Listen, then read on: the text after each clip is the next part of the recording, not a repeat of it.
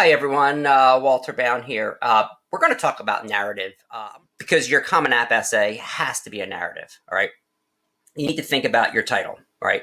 You might not think about your title until you're done. All right. Oftentimes, the title might come from some great line that you write in your essay. Okay. When you decide to have children. All right. You baby comes out. Okay, what are you going to name the baby? We're going to name my daughter Madeline and then Nancy. Okay, they just don't go around being called kid or daughter or whatever.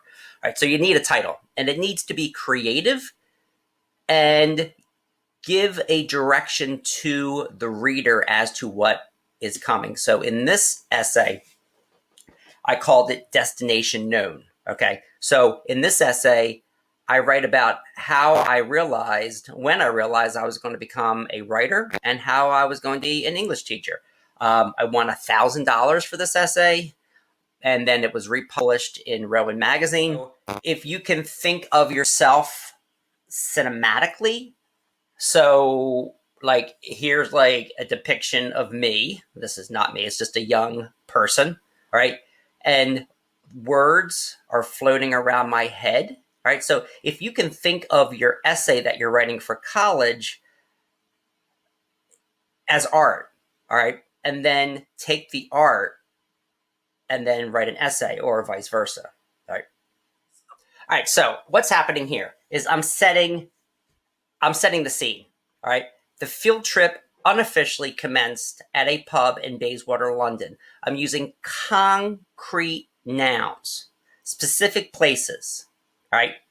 Bayswater London is filled with villages and towns, just like Philadelphia. You have Fishtown, you have Queens Village, and I'm there with my friend Tim O'Neill and my Rowan professor, Dr. Wolfe, and 20 other passengers or wayfarers. I call them wayfarers for a specific reason. All right, because we're in England, we are on a pilgrimage, and I want to use kind of words that convey the feeling and tone of London, right? I was 19 and far too excited for my bulky winter clothes, right? So I don't have to say it was winter. I'm just saying, my winter clothes to contain my springs of electricity. So I use contrast here. It's called antithesis. Winter and spring, right? There's a contrast there, right? It was my first day of my 3-week pilgrimage of England. It was my first time in Europe, right? So I'm using similar sentence structure. It was, that's called anaphora. It was also the first time savoring a legal pint of Guinness. Is there a point to this essay yet? Do I have a thesis? No. I'm setting the scene. I'm setting the table. I'm establishing who, what, when, and where, right? In journalism, this is called the lead, right? You also want to establish a hook. You want the reader to feel like we're there. Okay, let me continue. Here we go. Now, my second paragraph starts with, so I start with the unofficial tour started, but the official tour started the next day at Westminster Abbey. All right, so when you write your essays, you make sure that you have lots of paragraphs. I use the analogy of pizza. There's no 5-paragraph essay. I don't know who in the hell ever said there has to be 5 paragraphs in an essay. That's ridiculous. You just need as many paragraphs as one needs, and generally you need more than you do, just because it's easier for the reader to follow new paragraphs. All right, it's like you'll eat more pieces of pizza if it's cut in 16 and in 3. All right, so here, all right, I'm talking about myself. I knew about Westminster. I knew about the Princess of Diana and Charles. I don't remember caring. My mom just had it on TV. I don't even remember knowing Poets' Corner. The borough placed an homage to Britain's writers and luminaries. Okay, so this is about me becoming a writer and an English teacher. So, of course, I'm bringing up Poets' Corner, Britain's writers, and luminaries. And then I use an analogy and a rhetorical question. Was it like a baseball fan not knowing about Cooperstown?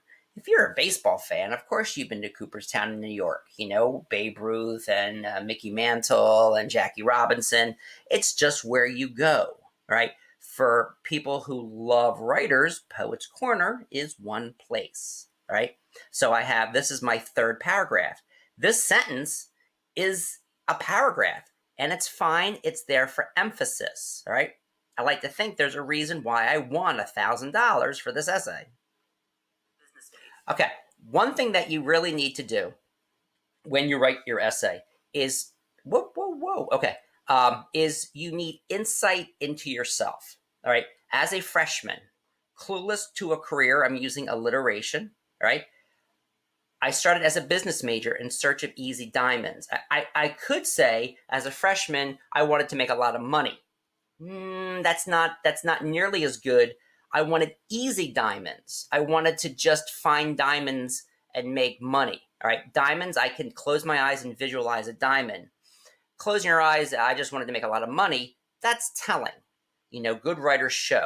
All right, the Wall Street Journal and the National Review, again, concrete nouns I read in high school, mostly for flash and scandal. Did I really, understand these two magazines? Maybe, maybe not, but I really wanted to show off for flash and scandal.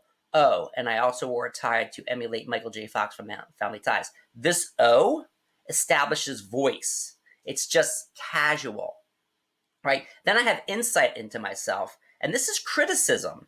A gentle wind back then would make an impression on me. I was so impressionable that a gentle wind would impress me, make a dent in my skin. There was nothing especially stellar about my academic record. The moment was always too precious to sacrifice to the tedium of studying for the sake of a grade or the Ivy League. Writing was one of the things that I did that I wasn't obligated to do. All right, so I could have I have lectures on this on writing parallel structure, and of course, if you've had AP and if maybe paid attention in honors, talking about how to write in balanced phrases. All right. There is nothing great about my academic record. I was always too interested in the moment. I always wanted to do the thing, right? I was to go fish or to do something else. I didn't really care about a grade or getting into Princeton. I could care less. But writing was one of the things that I liked to do that I wasn't obligated to do. Okay. So again, have I got to the point yet of this essay? No. Am I still talking about writing? Yes. Okay. So that's the whole point. All right. So now in the next paragraph, I talk about my professor, Dr. Wolfe. There are people who will be in your essay. It might be your friend Susie. It might be Johnny. It might be your big brother, John. And you need to describe them. You need to show them to your reader. All right. So Dr. Wolfe was vested in tweed. All right. Always in a tie. I mean, he wore a tie even in England. Even on holiday. I don't say vacation. I'm in England. They say holiday in England. And he stood at least 2 busts of Pallas taller than I did. I said, I could say he stood 6 inches taller than I did. But no. A bust is like a sculpture. Pallas is the god of wisdom or something like that. All right. I have to check my mythology. But if you put, and I wanted to use this illusion because this guy was so smart. So 2 busts of Pallas, and I use the S's, busts, Pallas, all right, as consonants. All right. Consonants is the repetition of vowel sounds with hands that could palm a globe and pace that could rival the HMS Victory. So his hands were huge, but I don't want to say he had huge hands, all right? I want to say his hands could palm a globe. So you take a globe and you could it's like having a basketball and you just can palm it, right? And a pace that could rival the HMS Victory. This is a very famous British ship, right? His eyebrows always looked like he had been walking through a stiff Yorkshire wind. Yorkshire's up in the Midlands. Again, another English reference. And he possessed an endless retrievable Bodleian library of tales. The Bodleian Library is in Oxford. So again, there's so many different descriptions here about England. With Dr. Wolfe as a professor, I was a scholar at Oxford or Cambridge. Even though I didn't give a crap about grades in high school, when I was with Dr. Wolfe, I felt like I was at Oxford or Cambridge. I felt like I was in the Ivy League. And I said, if one class a week with Dr. Wolfe was awesome, what would be the appropriate adjective for every day for 3 weeks? So I give the reader what would be the appropriate adjective. I don't know what. If one class a week was awesome, what would be the appropriate adjective for every day for 3 weeks? I don't give the reader that adjective. I don't even know what it is. Because what is that? It's like so beyond comprehension. And that's how much I appreciated Dr. Wolfe. Because of Dr. Wolfe, I am where I am today. You're, humble, not so humble, English teacher. All right, so in the next section, I actually get to Poet's Corner. So I talk about Poet's Corner in the beginning.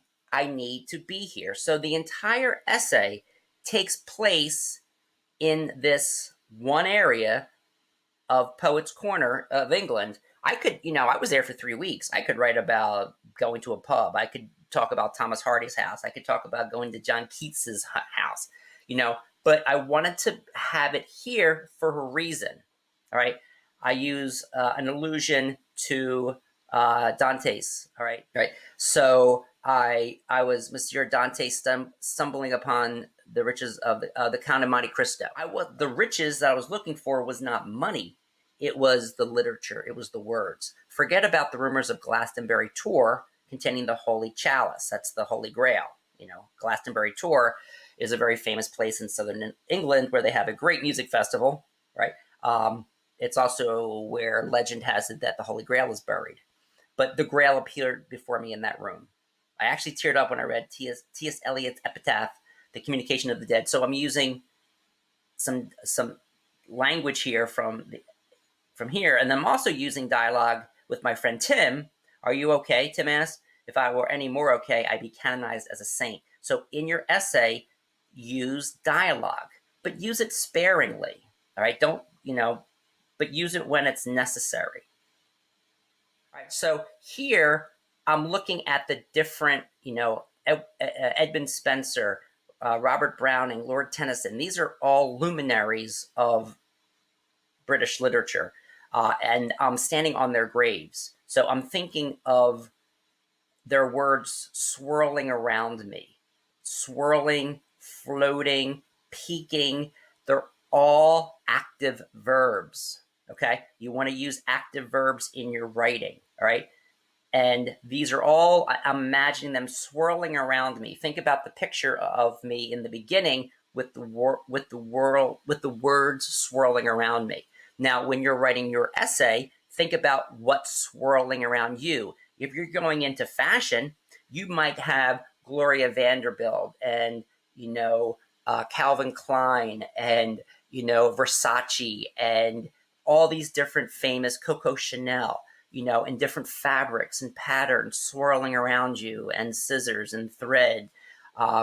If you love baseball, and you can think of all these great baseball players. So you have to think about this very visually, because writers have to make things visual for the reader. If not, the reader's going to be bored stiff. All right. So now I'm getting to the point of the essay. Other students I was with, they were bored here, but not me. My heart raced. Arm hair, leg hair, chest hair. I'm using epistrophe here. Arm hair, leg hair, chest hair. Every strand stood erect as I murmured in Latin, art is long, life is short. A little pretentious, but it works. All right. Our life here is short. The art that we can create, this essay, will still be alive. People can still read this, maybe. No, they will. Hopefully. I'll be dead, but this will always be around, right? I was the last one in the room. The sun ignited the famous rose window. In the beginning, the rose window was clouded. There was no sun through the window. At the end, there's an epiphany. The sun ignited the famous rose window. I finally knew my destination, okay? There's the title of my essay, Destination Known. So destination known. You get it? Okay. So oftentimes, you get your title from what you write, and it keeps it all nicely tied together with cohesion. And then I write, I would be a writer, I would be a teacher. All right. I'm using anaphora, I would, two simple, declarative, dramatically short sentences for emphasis. I would be a writer, I would be a teacher. And then that's it. Boom, destination known. Okay, so hopefully going through this, I'll just use this essay for now as an example of how to write narrative. Now, this was my story. This is my voice.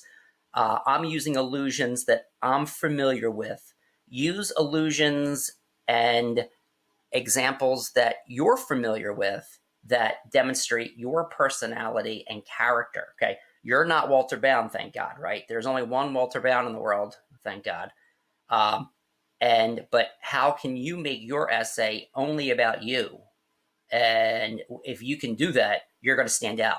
All right. Thanks everyone for watching.